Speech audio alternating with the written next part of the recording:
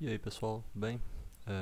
Hoje vamos falar um pouquinho sobre o teorema de Green e o teorema do divergente, ou lei de Gauss, ou teorema de Gauss. São algumas coisas que são importantes falar antes da gente entrar em mecânica dos fluidos, né? Só mostrar mais ou menos como é que eles são, a representação deles em notação inicial, porque a gente usa muito eles para fazer algumas derivações mais para frente. Eu vou começar aqui com eu coloquei o teorema de divergente depois, mas eu vou explicar primeiro o teorema de divergente. Teorema divergente, que também é falado, teorema do divergente, que também é chamado de teorema de Gauss.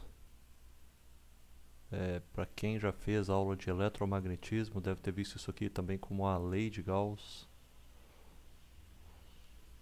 que é uma das quatro equações de Maxwell. Bom, o que esse teorema fala para a gente, né? O teorema do divergente nos diz que uma integral em volume de um divergente de um vetor. Então, o que é um divergente de um vetor? Divergente de um vetor, nós já vimos que é um escalar. A ideia de um divergente é reduzir a ordem de um tensor. Se o tensor ele era de ordem 1, como um vetor é um tensor de ordem 1, ele vai se transformar em um tensor de ordem 0, que é um escalar. Então, esse resultado que seria um escalar, ele é igual ao quê? Ele é igual a uma integral de superfície do meu vetor, né, o mesmo vetor, através da normal daquela superfície. O que isso aqui está querendo me dizer de termos práticos?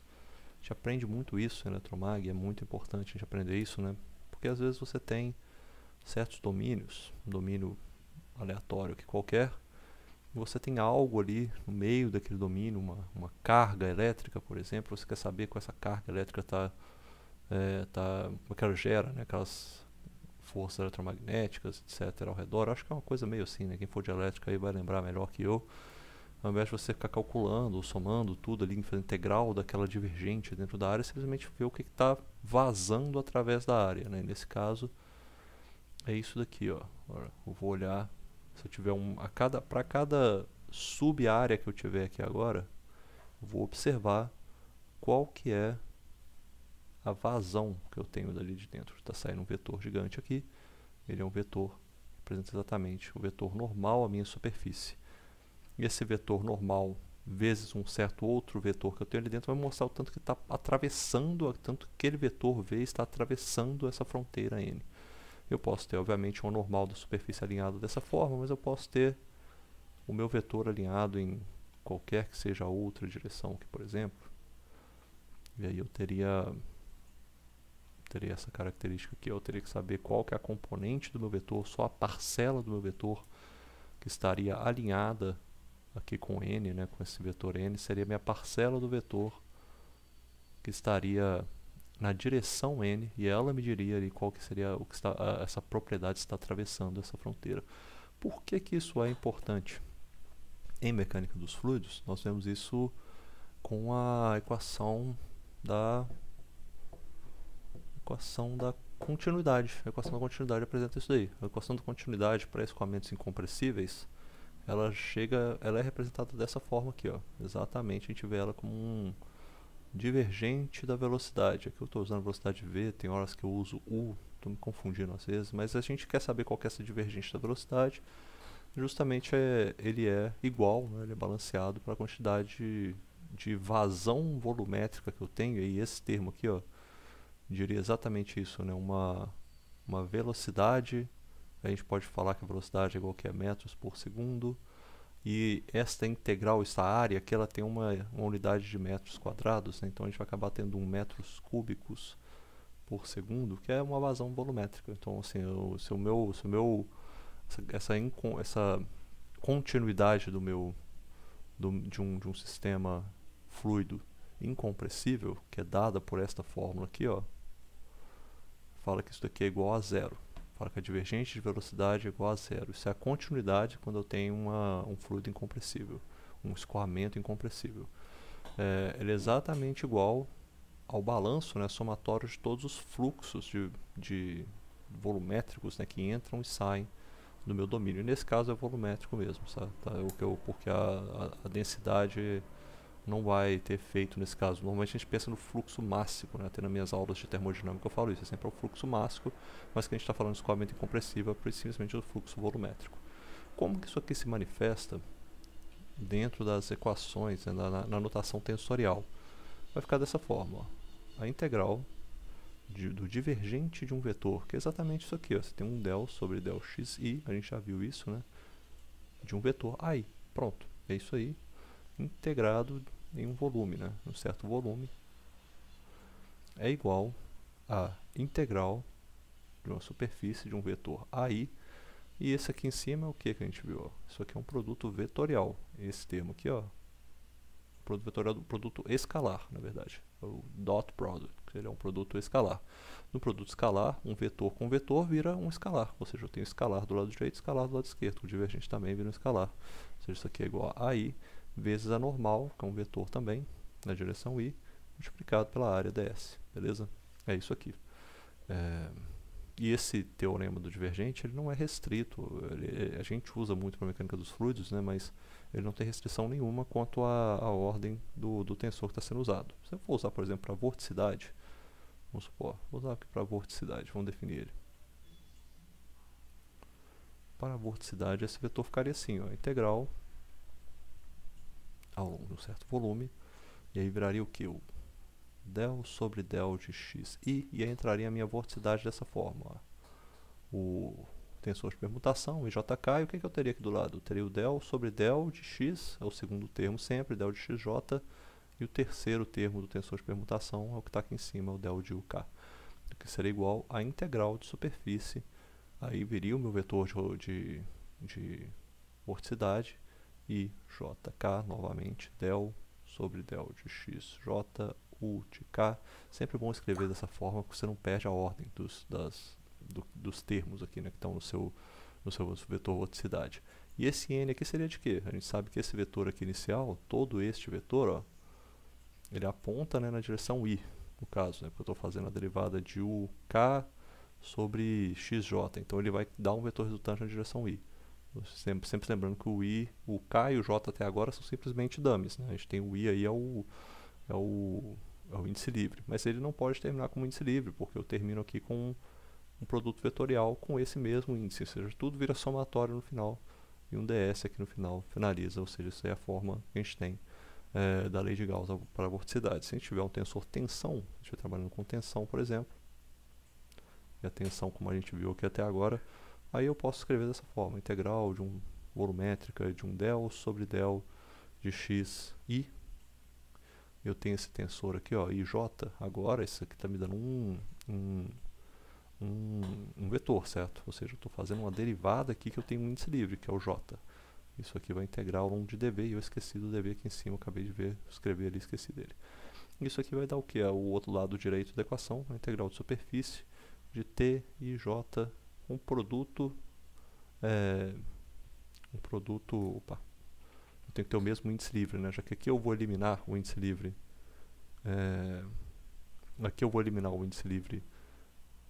vou eliminar o i, né? O i que vai contrair esse tensor aí, na verdade, vai virar um vetor na direção j, o meu lado esquerdo. Então aqui também tem que ficar um vetor na direção j, então eu boto o i aqui que ele vira um índice dummy, e eu termino só com ds, ou seja, isso aqui vai tudo dar algum vetor, uma equação vetorial,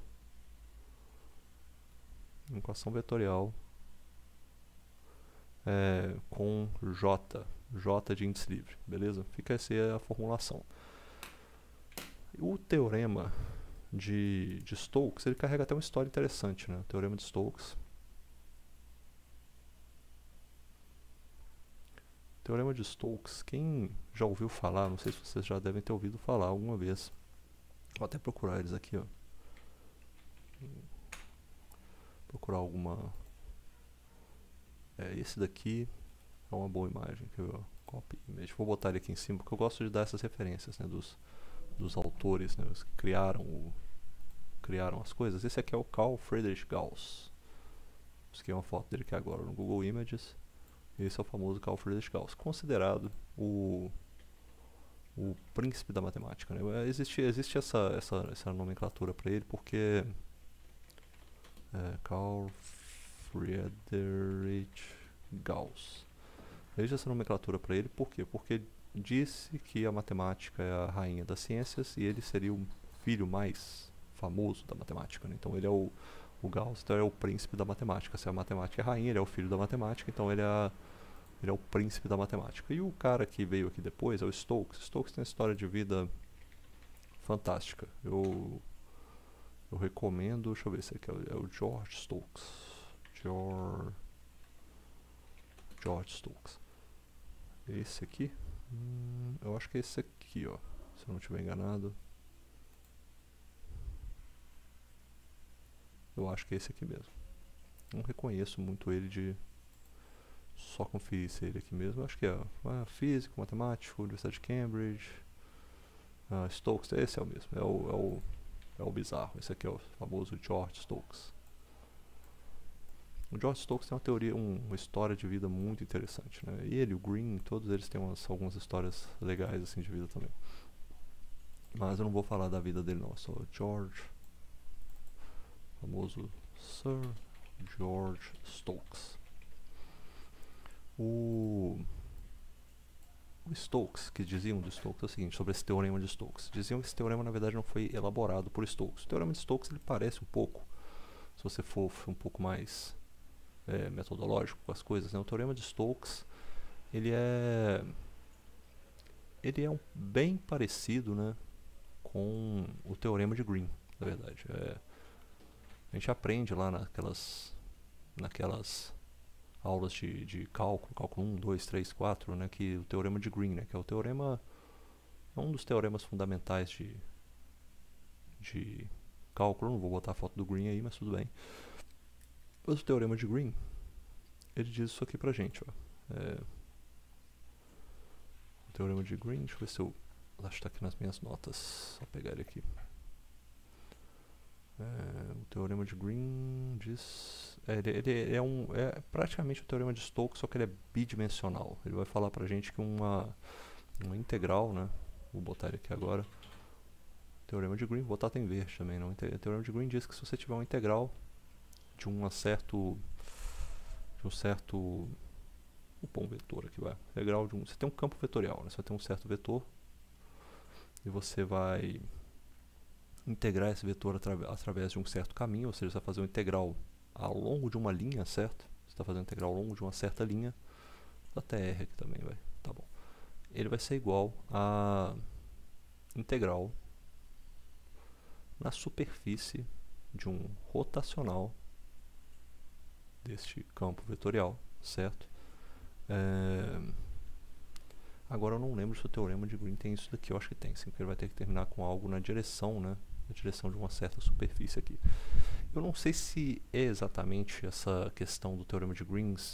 Eu já vi alguns livros falando que o teorema de Green ele é aplicado só para coisas bidimensionais e o teorema de Stokes foi a expansão disso para tridimensionais. Eu acho que não é bem assim. Eu acho que tudo foi criado pelo teorema de Green. O que levou o nome de teorema de Stokes, o do Stokes ele é um matemático, um físico, né, famoso, é que diziam que o Stokes, ele... Bom, igual hoje no Brasil não tem isso, né, mas quando você faz o doutorado fora do Brasil, tem uma coisa chamada exame de qualificação. Assim, acho que fala qualificação, o exame pré... Esqueci até como chamava, prospecto, uma coisa assim que chamava lá na minha época. E aí o que eles chamavam, eles tinham um exame que você faz no primeiro ano do doutorado, que eles vão avaliar se você tem condições de fazer um doutorado. E não é sobre pesquisa, não vão te perguntar pesquisa, eles perguntam sobre tópicos de qualquer coisa da vida, assim, qualquer coisa relacionada àquela área que você está pesquisando. Você está pesquisando, no meu caso, mecânica dos fluidos, eles me botavam numa sala e começavam a perguntar um monte de conceitos de mecânica dos fluidos. Eu tinha que saber resolver eles lá na hora, demonstrar, falar para que servem. Era praticamente como se vocês queriam saber se eu era capaz de responder às coisas de mecânica dos fluidos. Dependendo das universidades, esses exames são muito difíceis.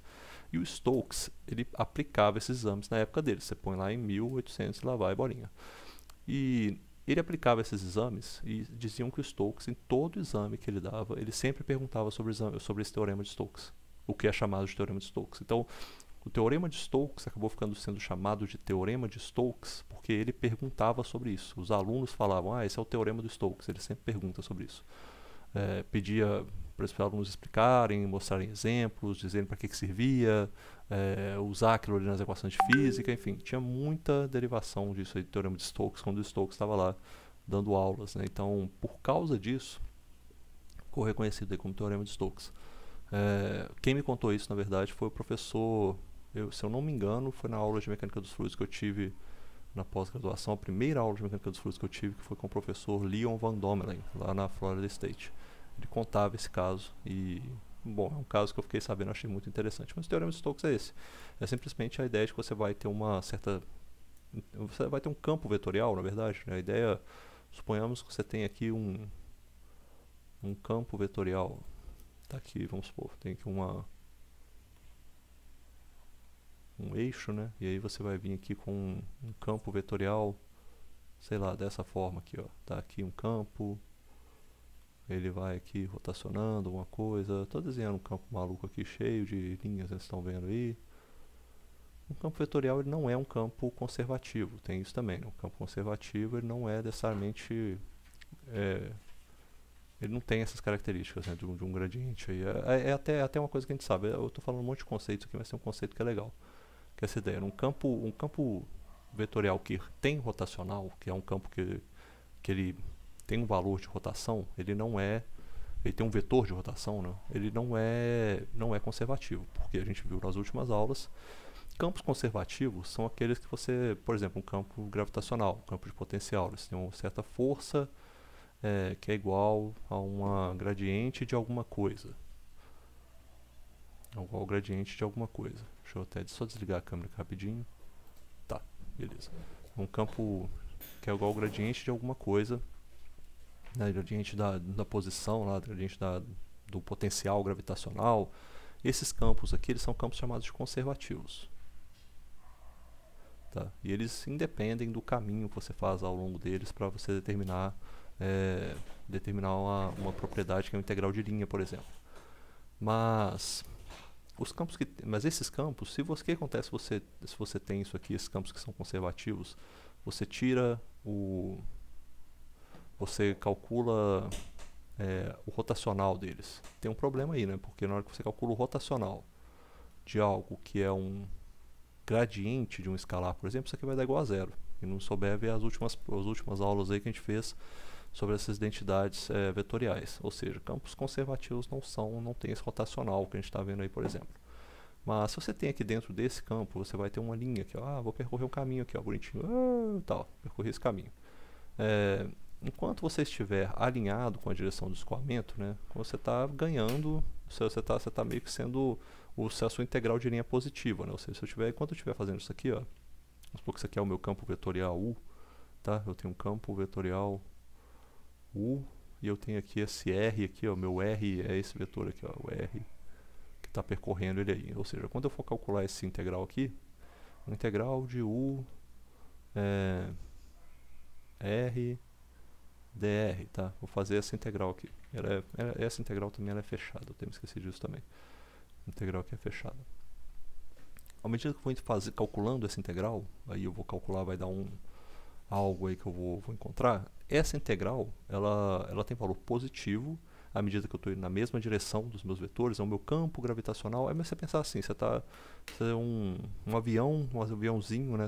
Fez um aviãozinho de papel e soltou ele. O aviãozinho de papel sai andando nesse campo aí ao longo dessa linha vermelha e de repente tá um furacão, começa a girar e assim, ó, enquanto o aviãozinho está indo na direção do vento que está soprando ao redor dele, que seria esse campo azul, ele está ganhando, né? Está ganhando alguma coisa ali. Se ele vai no sentido contrário, ele começa a perder, né? Vai perdendo ali. Ou seja, esse valor aqui seria positivo, ele é maior do que zero quando U e R estão alinhados, e ele é menor do que zero. Eu falei esse alinhamento, né? Alinhados no mesmo sentido, né? Alinhados no mesmo sentido. E ele é menor do que zero para U e R alinhados em sentidos contrários. Certo? Essa seria uma interpretação dessa integral aí, dessa parte da integral de linha. Só que isso, pelo teorema de Green, teorema de Stokes, é igual a você calcular o rotacional desse campo, né? O rotacional desse campo, que aqui eu estou só falando que eu tenho um campo de velocidades. Vamos supor que esse meu desenho azul aí representa um campo de velocidade de um furacão, por exemplo. Eu estou andando ali no meio daquele furacão. O meu rotacional é justamente a vorticidade daquele campo, né? Com a maior vorticidade que eu tiver ali naquele caso. Então é isso que esse negócio está me dizendo. Que essa minha velocidade ali, se eu quiser calcular a minha velocidade aqui, ó, a integral, e agora eu vou botar isso aqui já passando para a forma da notação inicial, porque daí vai ficar melhor para a gente, a integral fechada de UI vezes um RI, que está na mesma direção, são produtos, né, produto escalar, dr, ou seja, isso aqui está na direção R, que eu vou chamar, é igual a integral do meu produto vetorial que eu acabei de mostrar aqui agora, do meu produto, meu rotacional numa certa direção. A gente acabou até de fazer alguma coisa parecida com ele lá em cima, né? Que é igual isso aqui, ó, igual epsilon de I, JK, del sobre del xj, U de K, e eu tenho a minha normal da área dessa superfície, ou seja, aqui dentro, ó, eu nem considerei isso, né? Mas aqui eu tenho a minha linha que é representada por R, eu tenho também a área que eu tenho aqui dentro, ó.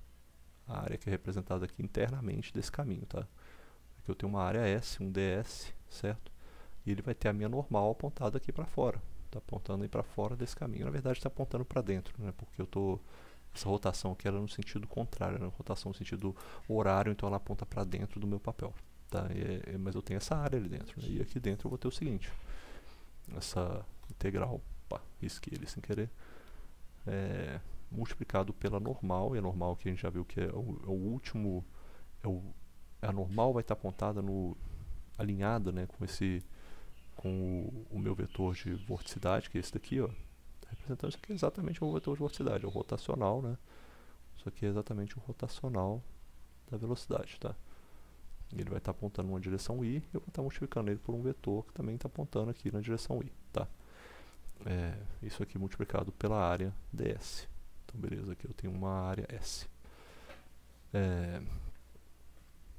O que isso aí está me dizendo exatamente? Está demonstrado dessa forma, né? A gente tem, na verdade, aqui uma vorticidade. Isso aqui é uma vorticidade em direção I, multiplicado pela normal da direção I, ds, ou seja, a nossa fórmula, a equação de Stokes, ela se torna isso aqui, a integral fechada de UI, RI, dr é igual a integral da nossa vorticidade I na direção NI, NI, ds, tá bom? Esse daí finaliza, seria o teorema de Stokes pra gente, ou seja, você pode tanto observar, se você quiser saber, né, qual que é essa componente que você tem, você está falando aqui de uma velocidade vezes uma distância, né? Então o que seria isso aqui? Vamos exemplificar isso aqui de uma forma, né? Essa velocidade vezes uma distância, ela dá 1 metros por segundo multiplicado por metro, né? Isso aqui é metros quadrados por segundo, aí é uma unidade que a gente nem consegue entendê-la muito bem, mas qual seja a quantia, vamos pensar nela depois, mais pra frente a gente fala sobre ela. Mas essa quantia dessa integral ela pode ser vista justamente pela integral da vorticidade vezes a área, que eu vou deixar o meu S aqui, que eu vou acabar arrancando ele, tá? Última coisa que eu queria falar para vocês também, que é importante falar, são essas simplificações, né? Que a gente simplifica as notações, mas existe uma simplificação extra de notação inicial, mas eu acho que eu vou deixar isso para a próxima aula. Eu vou falar agora, não, que eu já falei muito sobre essas integrais, teorema de Stokes, teorema de Gauss. Fiquem com essas mensagens aí, a gente volta na próxima aula.